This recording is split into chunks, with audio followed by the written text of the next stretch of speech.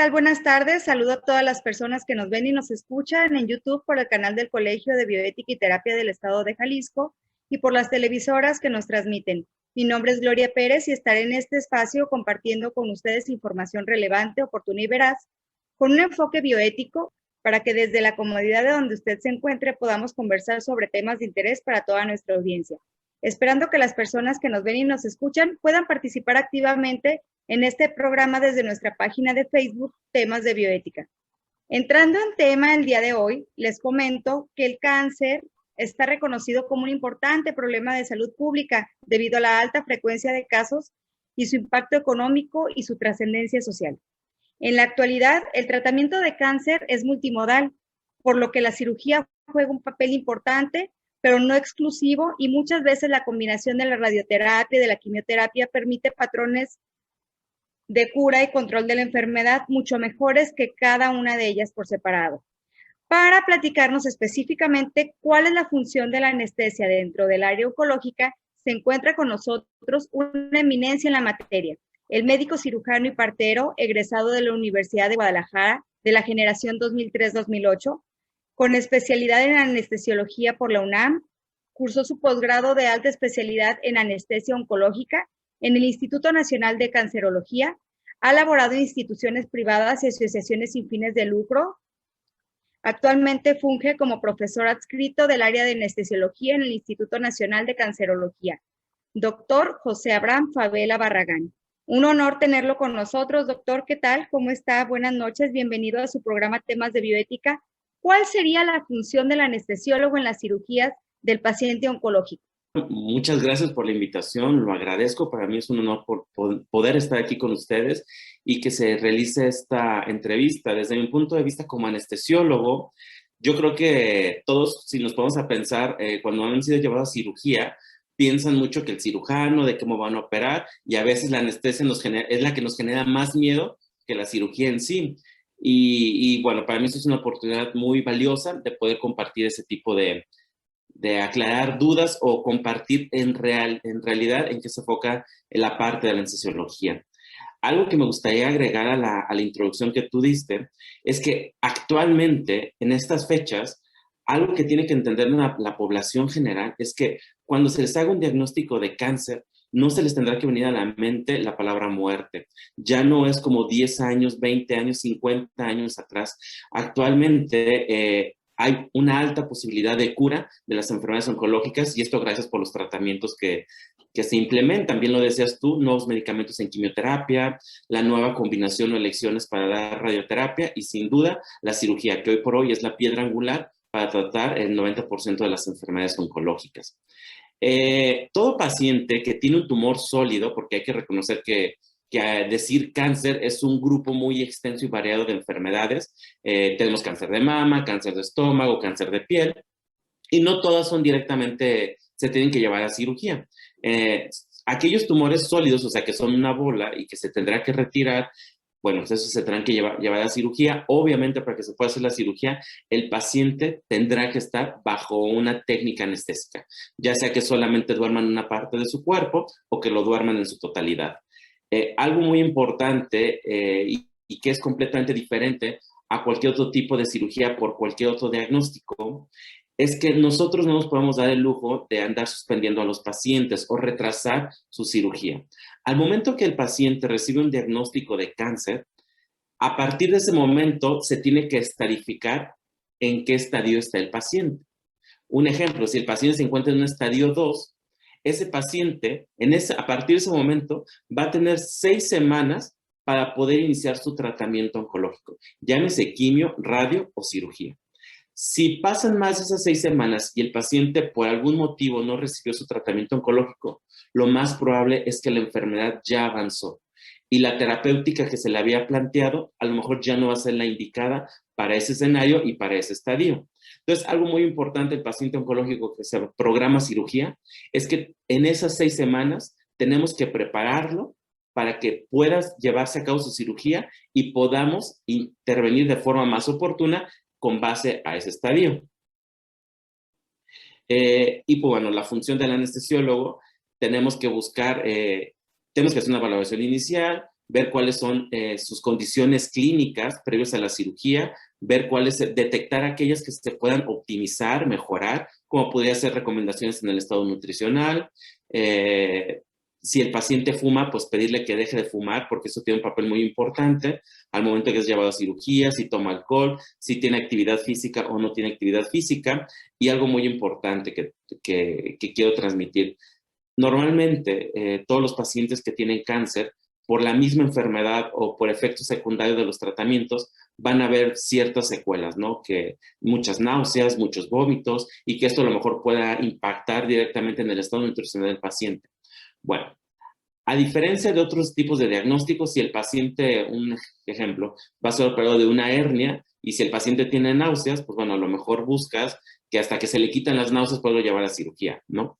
En caso, en el paciente oncológico, no. O sea, las náuseas no es algo que tenga que contraindicar la cirugía. Que el paciente tenga dolor no es algo que tenga que contraindicar la cirugía. Y en el caso del paciente oncológico, tenemos que detectar esos factores que sí pueden modificarnos algunas conductas que se van a tomar para su cirugía, pero que no tienen que suspenderla para no retrasar el inicio de este tratamiento. Mencionando o recordando que tenemos que intervenir inmediatamente en ese periodo de 6 semanas una vez iniciado el diagnóstico. Perfecto, doctor. Muy bien. Muy entendible el tema. ¿Usted cuál considera como uno de los principales retos al anestesiar un paciente oncológico? ¿Cuál sería? Ok. Yo creo que la parte emocional es algo muy fuerte en todo paciente que es diagnosticado con una enfermedad oncológica. Desde ese momento, todavía existe ese miedo de que al momento que recibes el diagnóstico de cáncer, muchas veces te cae el mundo encima y lo primero que piensas es que me voy a morir. Bueno, obviamente a los pacientes se les explica cuáles serán las cosas que se tengan que realizar para iniciar su tratamiento. Y yo siempre he creído que todo paciente que decide iniciar un tratamiento, o sea, que acepta que le den quimio, que acepta que le den radioterapia, que acepta que se le haga una intervención quirúrgica, es porque tiene la esperanza de una cura. Todo paciente que llega al quirófano llega con esa esperanza de buscar que la cirugía alcance ese objetivo de eliminar la enfermedad.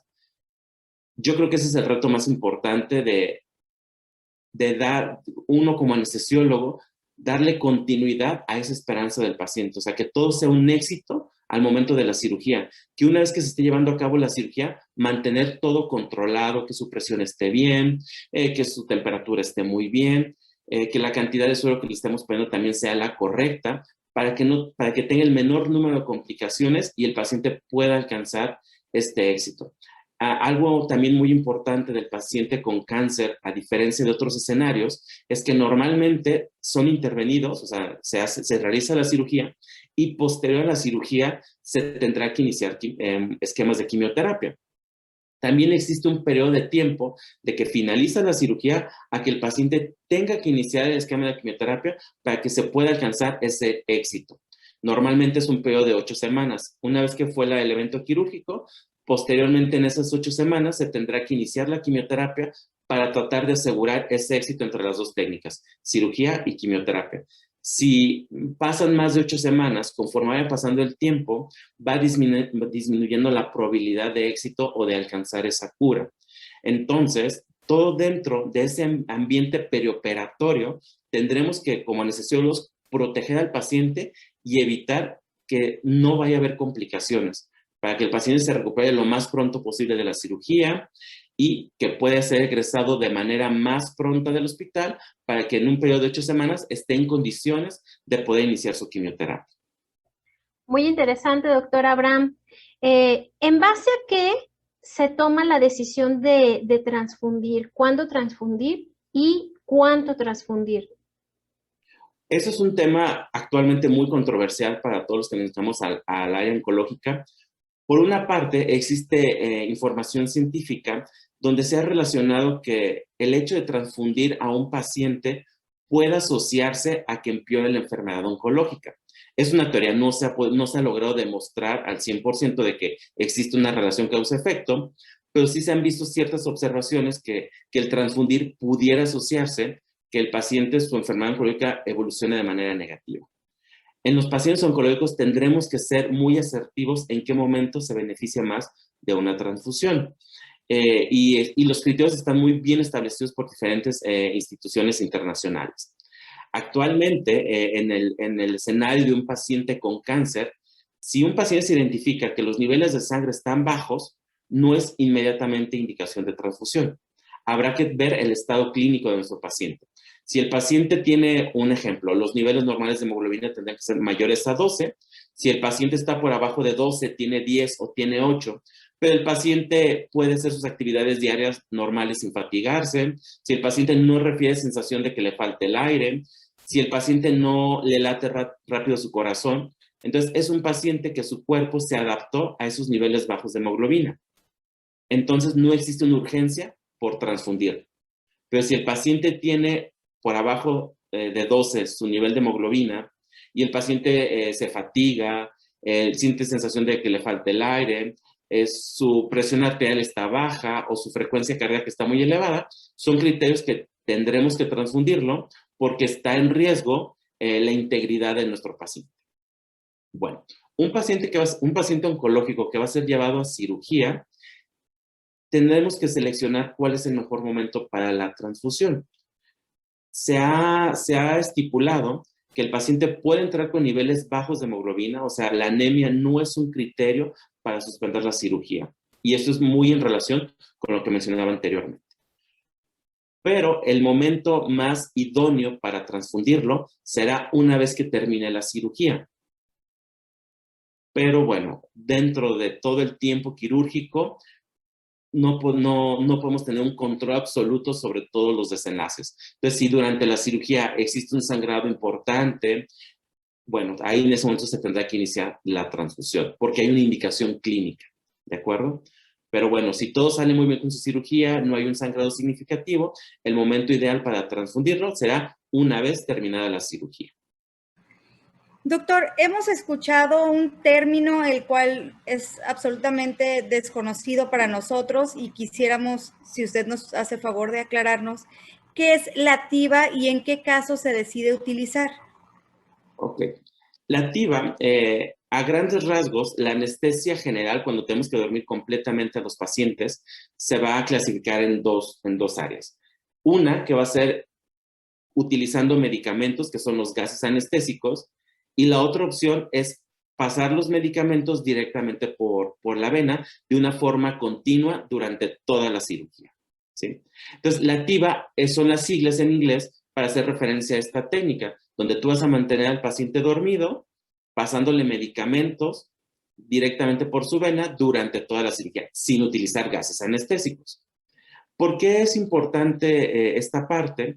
Porque así como les decía que existen investigaciones científicas donde tratan de demostrar o responder a esa pregunta si la transfusión pudiera tener un impacto negativo en el paciente con cáncer, también se ha tratado de determinar si la anestesia pudiera tener un impacto ya sea benéfico o negativo en los pacientes con cáncer. Es algo también que no tiene una respuesta al 100% actualmente, pero se ha asociado que las técnicas endovenosas, o sea, la TIVA, beneficiaría o podría darle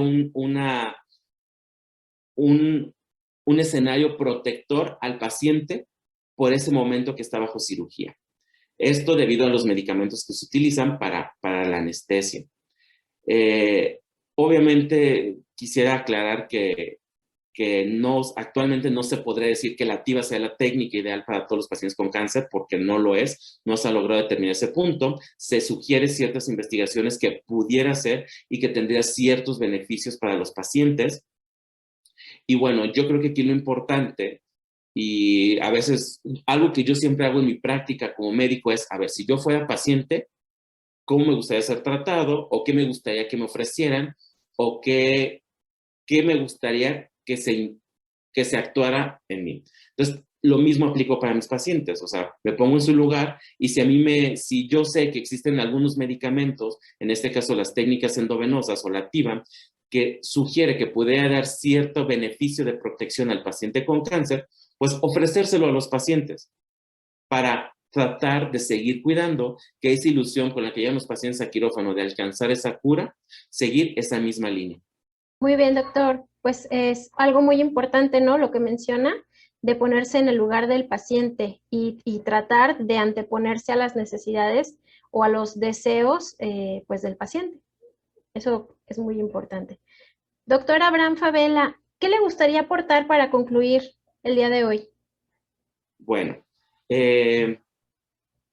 actualmente algo que yo quisiera volver a recalcar es eso, que todas las personas que nos estén escuchando, si desafortunadamente en algún momento se les hace un diagnóstico de cáncer o a un familiar se les hace diagnóstico de cáncer, actualmente no es sinónimo de muerte. Existen diferentes terapéuticas que pueden ayudar a que se cure la enfermedad. Y bueno, me pondré yo de ejemplo. Yo soy paciente oncológico, a la edad de 24 años me diagnosticaron cáncer de colon y pues llevo casi 13 años después de todo el tratamiento de quimioterapia y cirugía. Y pues bueno, yo soy el ejemplo clásico que hablar de cáncer no es sinónimo de muerte. Entonces eso me gustaría que se quede toda la población. 2, si alguien es diagnosticado con cáncer, los pacientes tienen que tener un papel activo dentro de toda su enfermedad y tienen que tomar decisiones de manera muy pronta. Por favor, nadie se espere a tomar decisiones cuando tienen una enfermedad oncológica, porque muchas veces el tiempo que se llegan a tomar para tomar una decisión se puede prolongar bastante y eso puede modificar la evolución de la enfermedad. Entonces, traten de tomar las mejores decisiones de manera más prontas, obviamente orientados por sus médicos que los estén tratando. Y si en algún momento les proponen que tienen que ser llevados a cirugía, pues bueno, siempre traten de acudir a su valoración anestésica, porque para nosotros como anestesiólogos es muy importante conocerlos, conocer esa parte clínica, saber en qué condiciones se encuentran, porque eso nos va a ayudar a tomar las mejores decisiones al momento que tengamos que brindarles un manejo anestésico. Muchas gracias. Pues comentar que en décadas recientes los principios de bioética han modificado considerablemente las prácticas clínicas, dejando atrás una visión paternalista de la medicina, basada en el beneficio inmediato del paciente, como nos lo mencionó el doctor Abraham hace unos segundos. Ahora ellos pueden y deben de tomar sus propias decisiones de manera informada, optando entre las distintas alternativas de tratamiento propuestas por sus médicos, ¿verdad, Mari? Así es, Gloria. Los protocolos para la anestesia del paciente oncológico son de suma importancia, ya que de ellos depende salvaguardar el bienestar del individuo, evitando que mediante el manejo que se le da pueda tenerse el riesgo de una propagación de células tumorales. Le agradecemos al doctor José Abraham Favela Barragán la oportunidad de acompañarnos el día de hoy y de compartir su amplia experiencia con toda nuestra audiencia. Así es, doctor. ¿Dónde lo podemos encontrar? Platíquenos. Bueno, yo actualmente radico en la Ciudad de México, trabajo solamente en el Instituto Nacional de Cancerología. Si alguien en la audiencia tuviera alguna duda o quisiera que a lo mejor pudiera aclarar una duda o a lo mejor que hiciera un asesoramiento, pues bueno, sin duda me podrán buscar por Facebook, que es la red social que más utilizo, con mi nombre completo, tal cual como lo dijeron, José Abraham Favela Barragán. Muchas gracias, doctor, por compartir con nosotros su amplia experiencia, como lo mencionó María hace unos segundos, de manera profesional y también su experiencia de manera personal. Es muy alentador para todos los pacientes que están atravesando por ese momento, saber que además de médico, es un paciente que orgullosamente puede decir que venció al cáncer. Muchas felicidades y muchas gracias, doctor. Muchísimas gracias. Les recordamos que nos pueden contactar por medio de nuestra página de Facebook, Temas de Bioética. Muchas gracias, Mari. Gracias, Gloria. Gracias nuevamente al doctor Abraham Favela Barragán. Y bueno, los esperamos en nuestra siguiente emisión. Estén muy pendientes del siguiente tema. Sí, está muy interesante también. Vamos a hablar sobre el origen de la conducta ética. Nos acompaña el doctor Rodrigo Ramos. Muchas gracias y buenas tardes. Hasta luego.